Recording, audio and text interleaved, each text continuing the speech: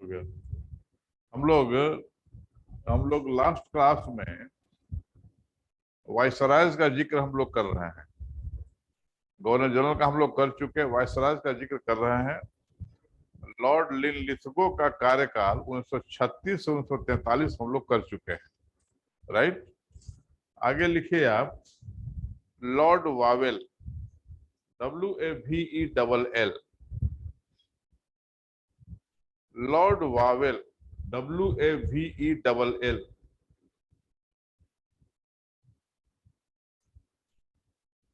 उन्नीस सौ 1943 से 1947, 1943 से 1947 इनके कार्यकाल, लॉर्ड वावेल के कार्यकाल के दौरान निम्नलिखित ऐतिहासिक घटनाएं लॉर्ड वावेल के कार्यकाल के दौरान निम्नलिखित ऐतिहासिक घटनाएं देखने को मिली।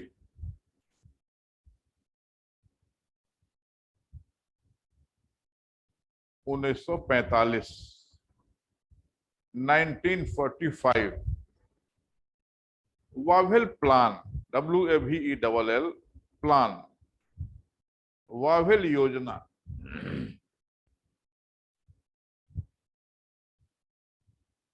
सेकंड, ये फर्स्ट हुआ। Second, Shimla conference 1945, 1945।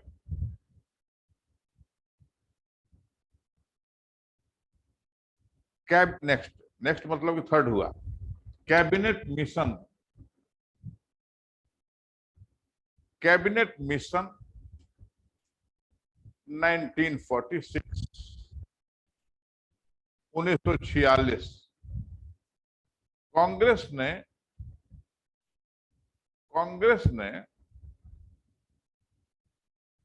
Cabinet mission योजना को स्वीकार कर लिया।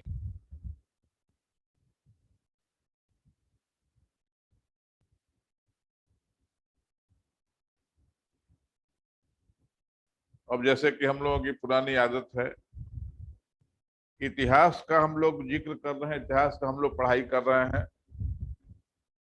अपने कलम कापी को, लाल कलम है, लाल कलम रखिएगा तो आपका फायदा होगा, नहीं तो वेरी वेरी इंपॉर्टेंट लिख दीजिए, काम चलेगा आपका। Direct action day, direct action day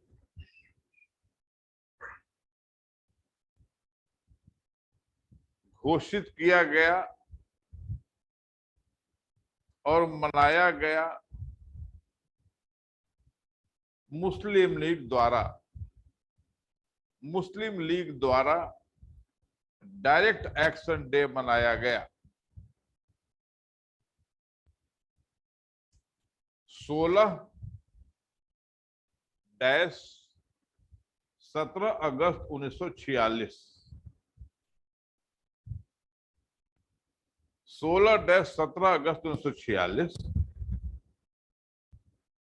मुस्लिम लीग द्वारा।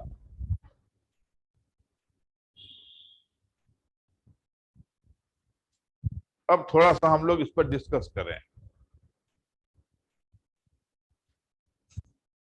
कलम को विराम दो और सुनो ध्यान से। डायरेक्ट एक्शन का माने क्या होता है? डायरेक्ट एक्शन का माने क्या हुआ?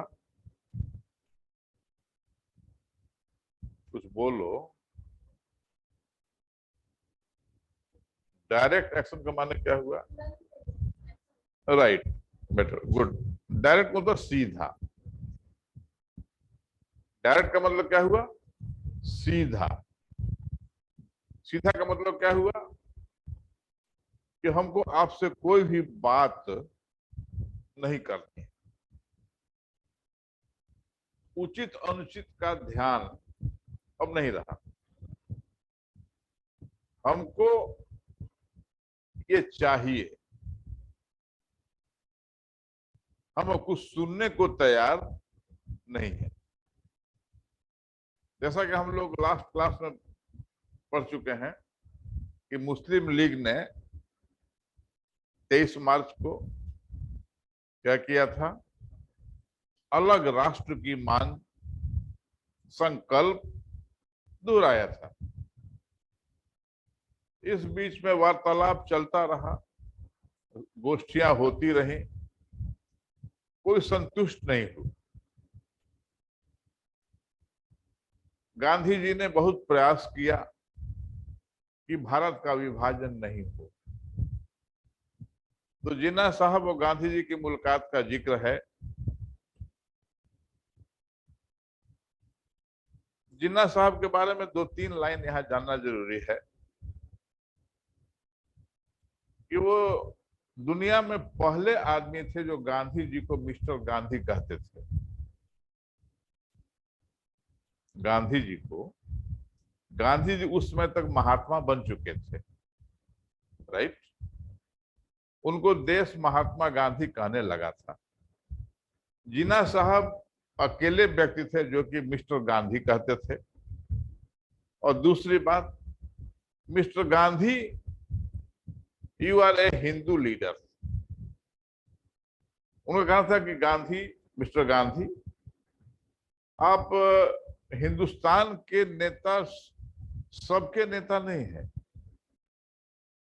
आप एक खास धर्म के नेता हैं, आप हिंदू नेता हैं। तो जब भी गांधी जी की बात होती थी जिन्ना साहब से, तो जिन्ना साहब में एक बहुत बड़ा अवगुण क्या कहेंगे, आदत कहें। उनकी आदत थी कि वो सिगरेट पीते थे, वो चेन स्मोकर थे। चेन मन समझती हो? चेन मने घोड़ा ना, क्या बात होती? लड़का को समझता है चेन मने? नहीं। हम तो सोचे कि लड़की लोग नहीं समझती है तो वो अच्छा लगता है कि लड़की लोग कहती कि चेन स्मोकर हम समझते हैं, तो थोड़ा सा हम सोचते कि चेन स्मोकर ही कहां से समझी। इसके घर का परिवेश होगा तब चेन स्मोकर इसको दिखाई दे रहा है। कोई लड़का लोग, चेन स्मोकर का माने क्या हुआ? घबराने की बात नहीं है, बहुत अच्छी बात है। अच्छी बात है कि तुम लोग नहीं जानते हो कि चेन स्मोकिंग होता क्या है। तो बढ़िया चीज थोड़े है कि चेन स्मोकर तुम कहता तो हम बड़ा खुश हो जाते। कहते जी सर जानते हैं सर। तो हम बहुत दुखी होते, हम दुखी होते अगर तुम लोग कहता कि सर चेन स्मोकिंग हम जानते हैं। तो चेन स्मोकर दिन भर जब तक उसकी आंख खुली रहेगी, सिगरेट उसके हाथ से बुझेगी नहीं। एक सिगरेट खत्म हुआ और उसी सिगरेट से दूसरी सिगरेट जलाएगा, दूसरा के बाद तीसरा जलाएगा उसी सिगरेट से।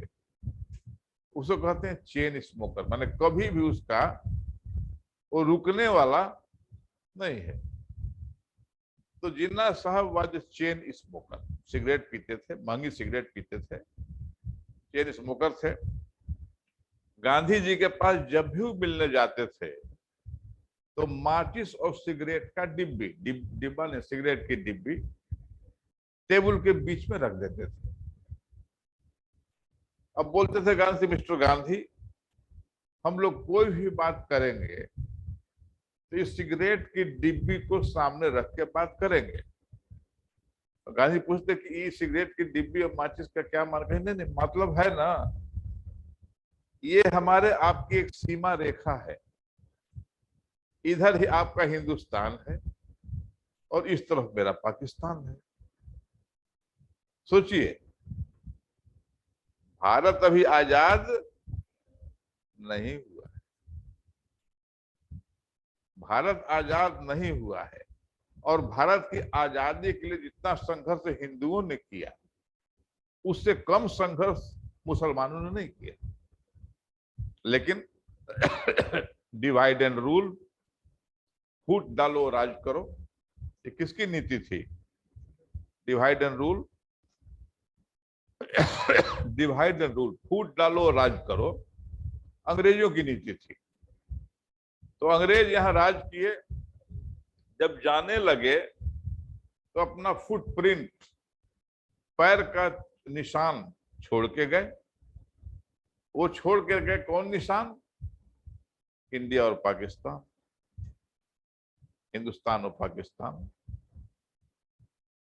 तो डायरेक्ट एक्शन का मतलब क्या हुआ कि जबकि मुस्लिम लीग ने पास कर दिया, ध्यान से सर उठाओ, सर उठा के सुनो, जब मुस्लिम लीग ने पास कर दिया कि हमको भाई तर्क कुतर्क वितर्क से मतलब नहीं है, हमको भाई पाकिस्तान चाहिए।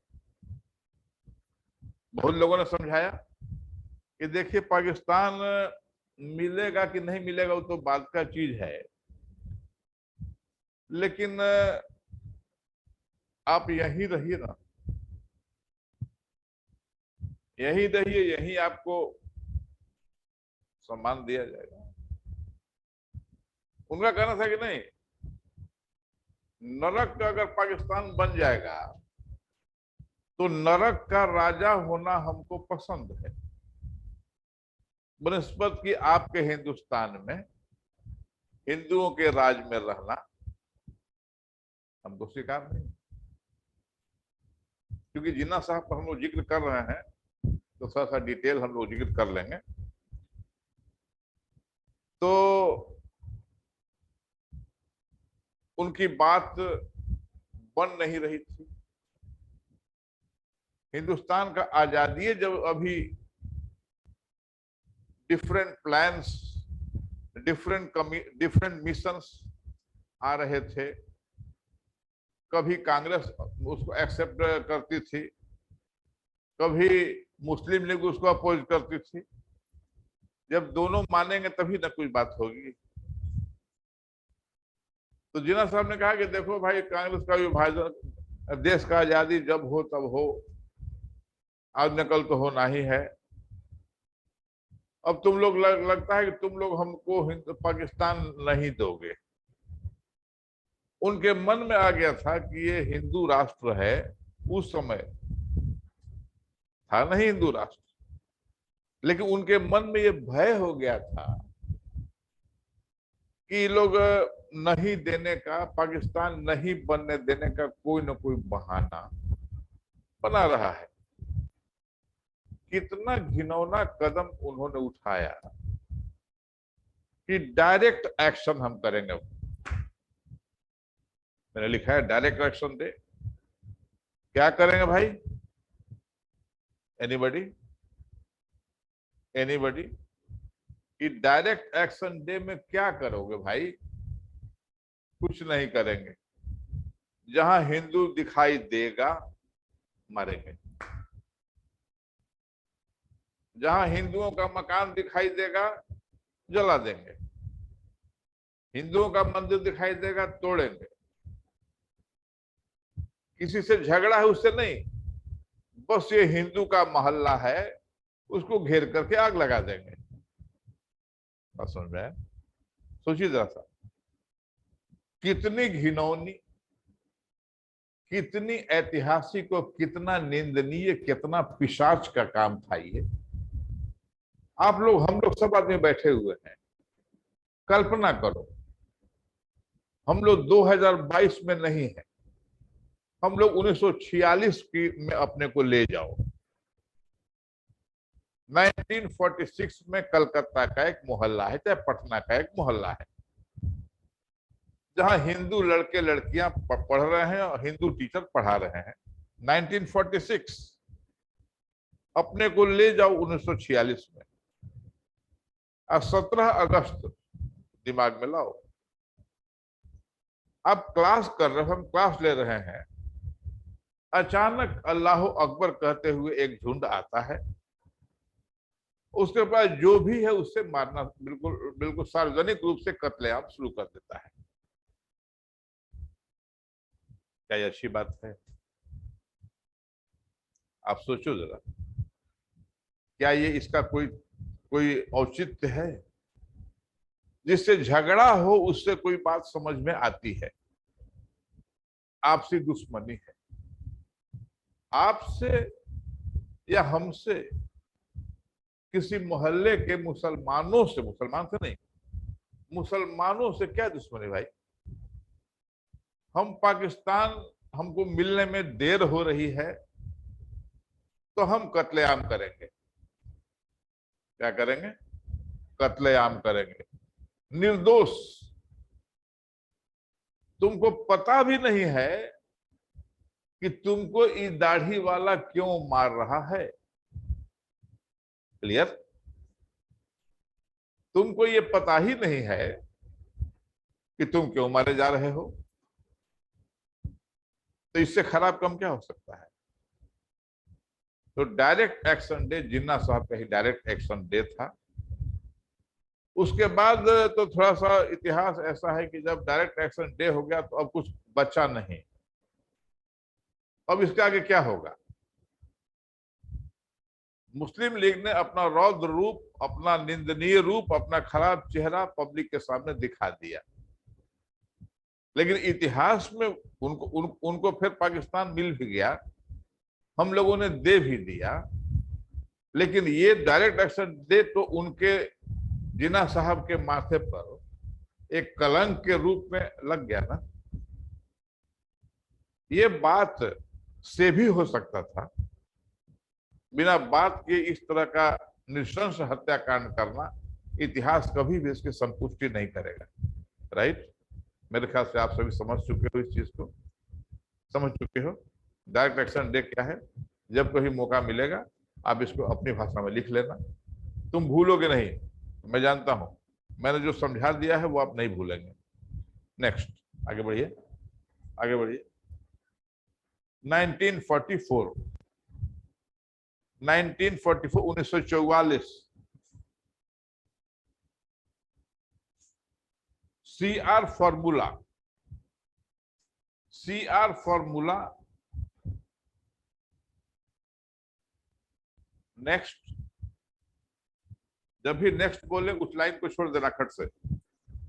गांधी जिन्ना टॉक्स, गांधी जिन्ना वार्तालाप 1944,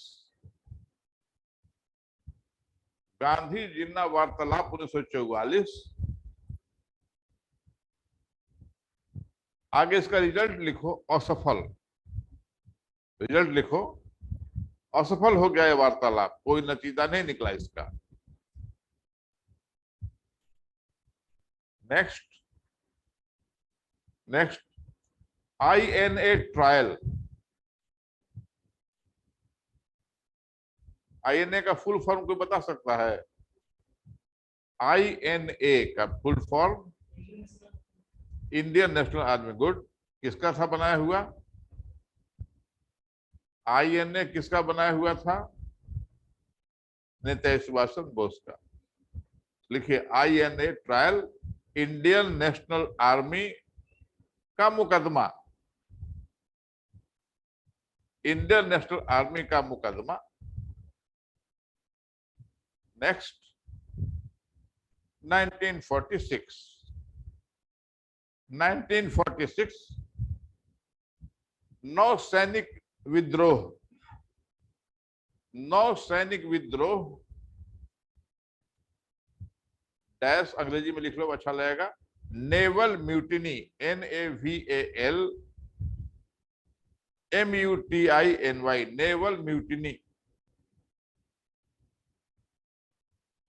नेक्स्ट, 2 सितंबर 1946, 2 सितंबर 1946,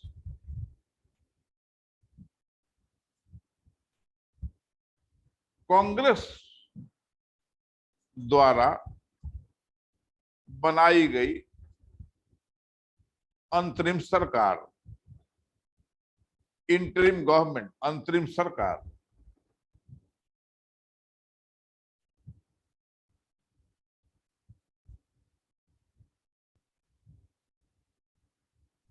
जहां 1946 में लिखी हो म्यूटिनी, वहां आगे लिखो, ब्रैकेट कर दो, royal Indian navy, RIN, royal Indian navy mutiny.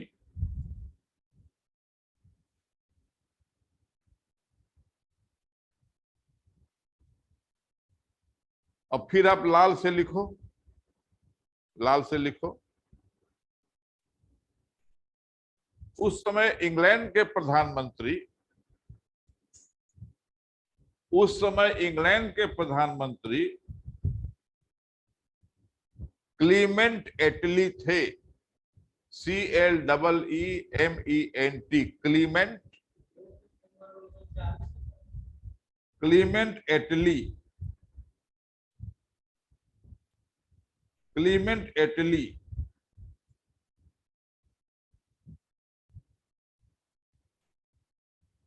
Clement एटली क्या कर रहा है?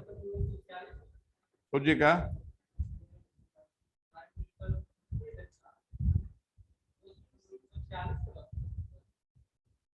ना ना, वो तो कहा, ब्रिटेन का हम लोग कर रहे हैं बात, ब्रिटेन का बात कर रहे हैं। तो ब्रिटेन के PM थे क्लेमेंट एटली। उन्होंने अनाउंस किया कि भारत को आजाद कर देंगे हम जून 48 तक। लिखो, कहाँ रुके हुए हो? हाँ, क्लीमेंट एटली, जो उस समय भारत कर रहे हैं, ब्रिटेन के प्रधानमंत्री थे। उन्होंने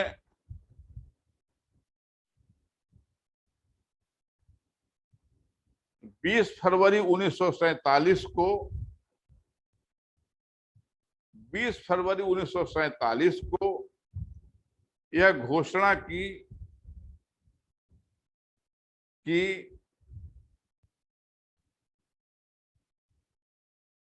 भारत को जून 1948 तक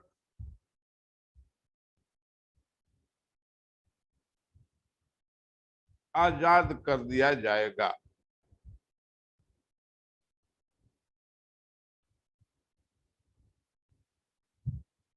नेक्स्ट, नेक्स्ट, लाल हटा दो, लाल हटाओ। नेक्स्ट, द्वितीय second world war, second world war समाप्त।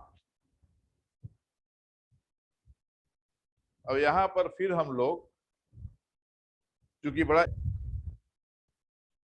और चूंकि इंटरव्यूज में आपसे आप कह रहे हैं कि लॉर्ड वेवेल के टाइम में अंत हो गया, कैसे इसका अंत हुआ? विश्व युद्ध का अंत क्यों हुआ? द्वितीय विश्व युद्ध, द्वितीय विश्व युद्ध 1939 से 1939 से शुरू हुआ और 1945 में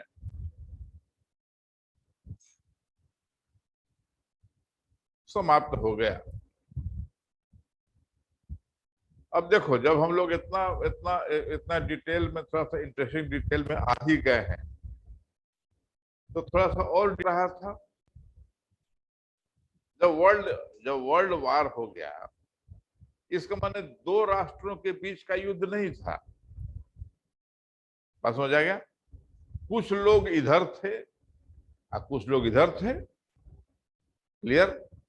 कौन कौन लोग इधर थे और कौन कौन लोग इधर थे? विश्व की शक्तियां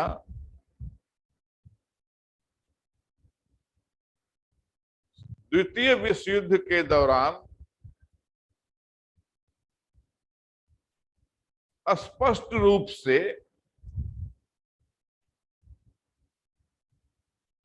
दो भागों में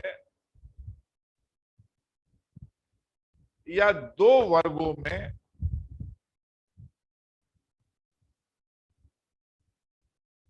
बंट गई थी।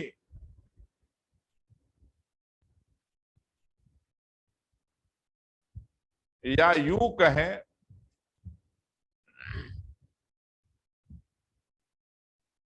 कि तीन राष्ट्र, तीन देश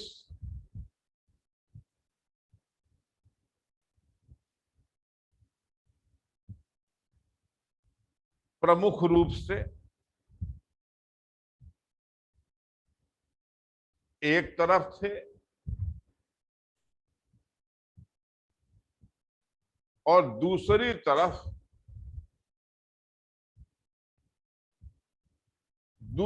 तरफ भी तीन देश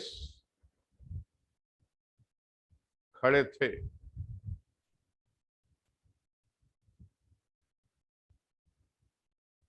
और विश्व के अन्य देश,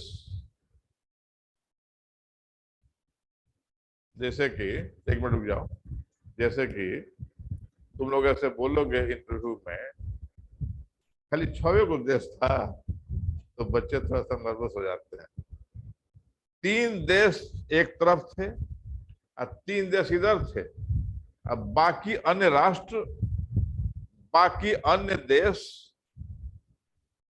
बाकी अन्य देश दोनों वर्गों के पीछे थे, दोनों वर्गों के पीछे थे।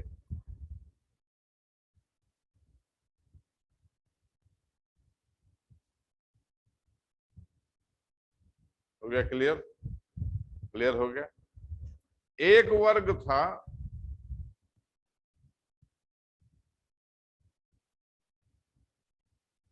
जर्मनी, जापान और इटली का। जर्मनी, जापान और इटली का। और दूसरा वर्ग था अमेरिका, रूस और फ्रांस का।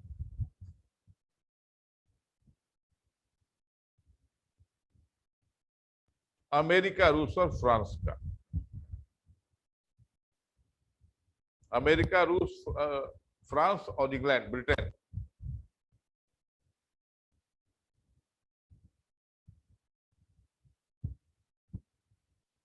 अब देखो, एक सेकंड आप लोग रुको, हम जो पूछते हैं उसका जवाब देना पड़ेगा। पाकिस्तान कहां था?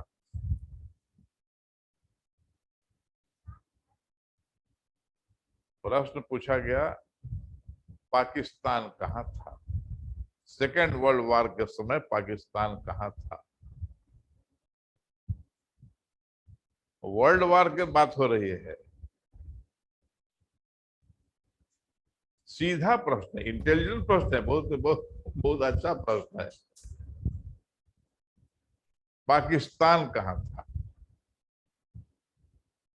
और हिंदुस्तान कहां था? इंटरव्यू में ऐसे प्रश्न हम लोग खूब पूछते हैं। और ये स्वतंत्र राष्ट्रों की ना, अरे समझ में, इंडिया तो आजादी का, India, India as a nation, Bharat as a राष्ट्र था कहां? तो जिधर ब्रिटेन जाता उधर ये भी गया। बैठ जाओ। क्लियर हो गया कि नहीं? ये ट्रिकी क्वेश्चन है, हम लोग इंटरव्यू में खूब फंसाते हैं।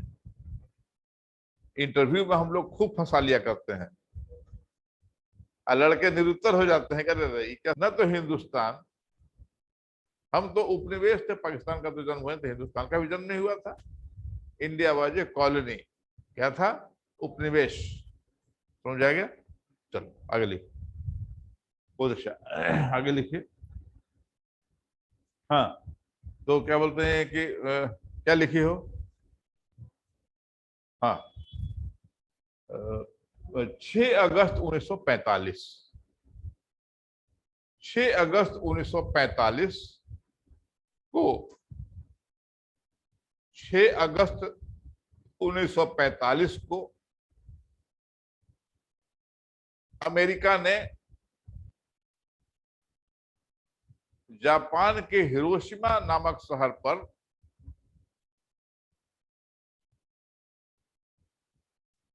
जापान के हिरोशिमा नामक शहर पर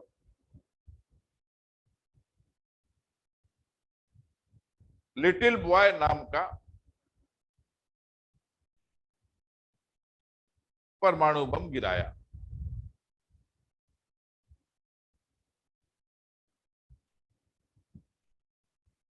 और वो शहर देखते देखते राख के ढेर में बदल गया।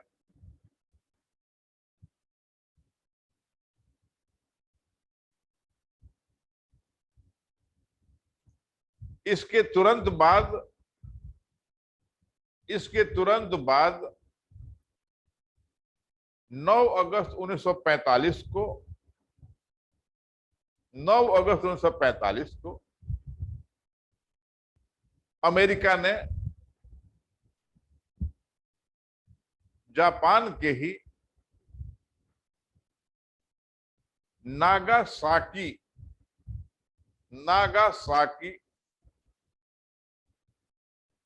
नामक शहर पर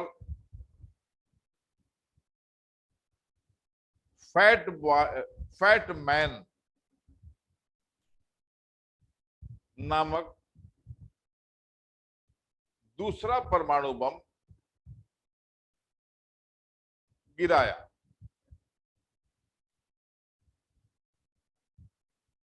और वो पूरा शहर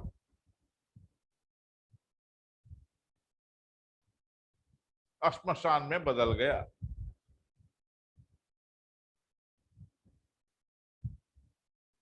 नेक्स्ट पैराग्राफ। जापान की कमर टूट गई और उसने आत्मसमर्पण कर दिया। कौमा विश्व युद्ध समाप्त हो गया।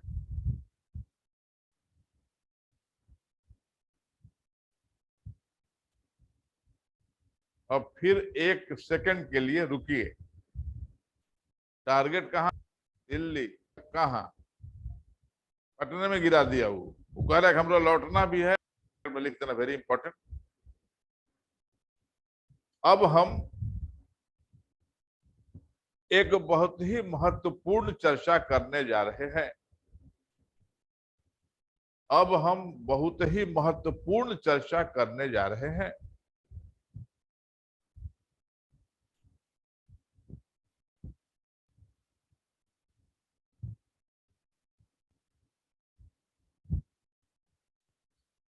बम जब भी गिराया जाता है, बम जब भी गिराया जाता है तो सदा हमेशा निर्दोष ही मारे जाते हैं।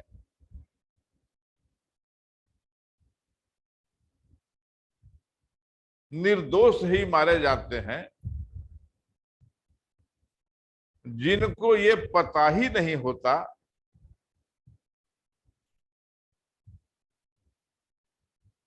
और सोचने का समय ही नहीं मिल पाता कि आखिर हम क्यों मारे जा रहे हैं, आखिर हम क्यों मारे जा रहे हैं।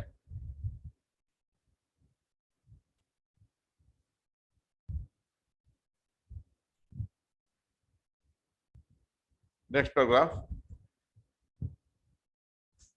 हिरोशिमा एक रियल टारगेट था, वास्तविक टारगेट था, परंतु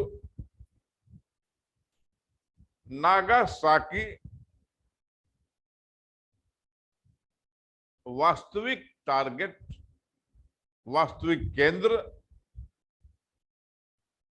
नहीं था।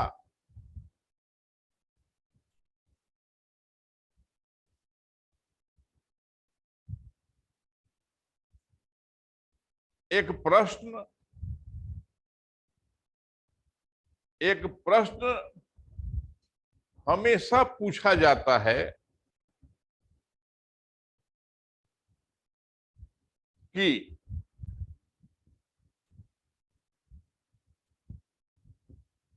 9 अगस्त 1945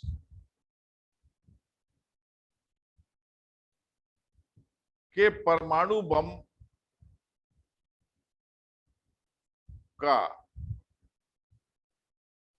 रियल टारगेट, वास्तविक केंद्र कहां था? सामान्यतः उत्तर दिया जाता है नागासाकी। सामान्यतः उत्तर दिया जाता है नागासाकी, जो पूरी तरह से गलत है। Next paragraph. Next paragraph. Japan का एक शहर है डैश ओकुरा, OKURA, OKURA, ओकुरा। वही 9 अगस्त 1945 के परमाणु बम का वास्तविक टारगेट था। वास्तविक टारगेट था। किंतु अचानक आसमान में घने बादल छा जाने के कारण और हवाई जहाज के फ्यूल टैंक में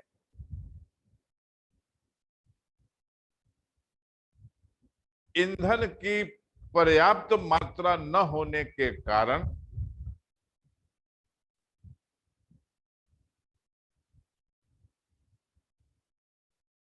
निर्देश पर पायलट ने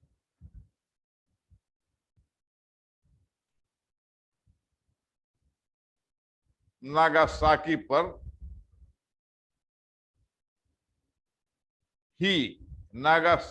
पर ही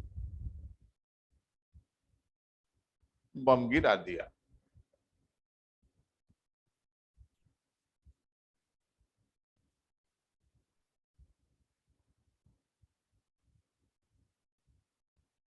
ये हो गया। और हम लोग लॉर्ड वावेल वाला में फिर आइए। लॉर्ड वावेल का भी बाकी है, 1943 से 47 का बाकी है। उसमें कितना कितना नंबर तक का तुम लोगों का हो गया है पॉइंट? नेक्स्ट पॉइंट लिखो। नेक्स्ट पॉइंट लिखो। कॉन्स्टिट्यूएंट असेंबली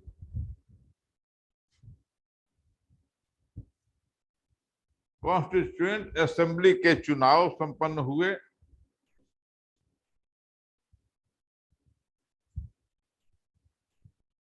और कांग्रेस ने 1946 में अंतरिम सरकार बनाई।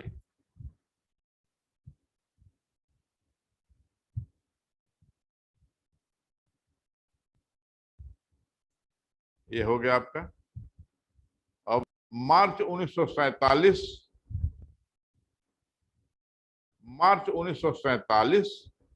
से अगस्त 1947